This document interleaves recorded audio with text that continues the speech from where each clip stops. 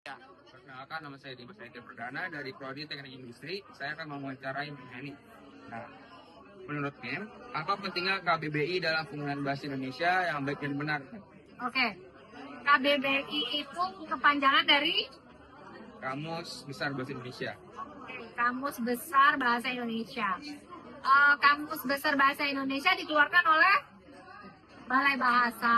Ya. Dan Balai Bahasa adalah sebuah institusi independen yang tugasnya adalah melindungi secara hukum bahasa Indonesia sebagai bahasa persatuan. Nah, KBBI sendiri dibentuk agar pertama melestarikan bahasa Indonesia itu sendiri dan memastikan bahwa bahasa Indonesia dipakai secara baik dan benar, baik di lingkungan formal maupun informal. Nah, sehingga bagaimana pertanyaannya tadi? Pentingnya KBBI penggunaan Sangat penting.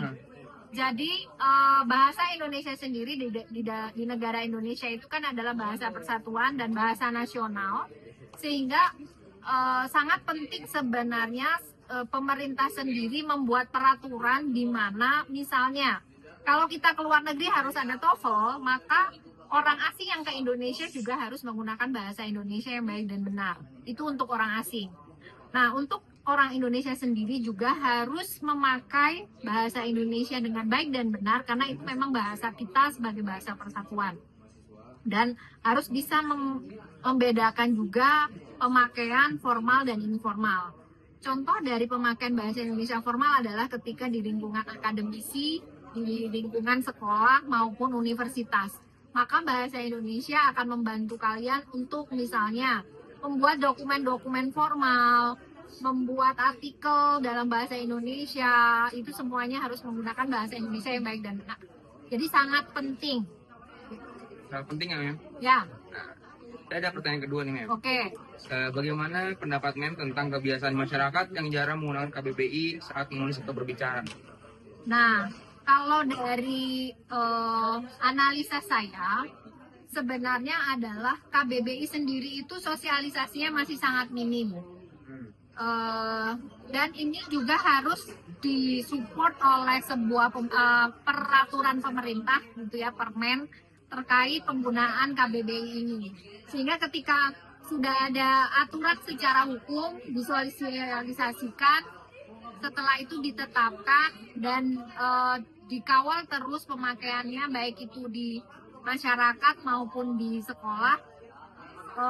Itu harus secara bertahap sehingga pemakaiannya akan baik. Nah, sekarang ini fenomena atau data fakta yang terjadi memang kurang karena menurut saya sosialisasinya kurang, peraturannya juga peraturan tentang KBB-nya kurang, sosialisasinya kurang, sehingga ketika masyarakat itu belum banyak menggunakan ya karena itu gitu, karena sosialisasinya belum maksimal secara perundang-undangan, mungkin sudah ada peraturan dan belum disosialisasikan. Jadi gitu ya. Ya. Terima kasih ya, Mem, atas jawabannya ya, Mem. Selamat sore semua, perkenalkan nama saya Muhammad Sakta, saya dari program studi Teknik Industri. Nah, sama Bapak dan saya akan menanyakan nih, pertanyaannya itu, Bapak dalam pekerjaan Sapam ini ada nggak sih kata-kata yang saling berkait dengan pekerjaan Bapak? Contohnya misalkan dalam kamus KBBI itu kan beberapa kata kan mungkin ada yang Bapak sering ucapkan. Contohnya itu apa saja? Kayak satu patroli,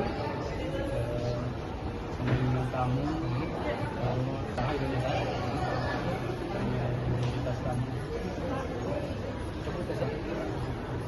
Mungkin itu sekian dari kami. Halo semuanya, nama gue Andra, gue dari Prodi Teknik. Nah, gue lagi sama siapa nih? Halo semuanya, nama aku Namira Zudin dari Prodi Ilmu Komunikasi. Ya oke, jadi sebelumnya Namira tahu tentang tanda tanya nggak nih?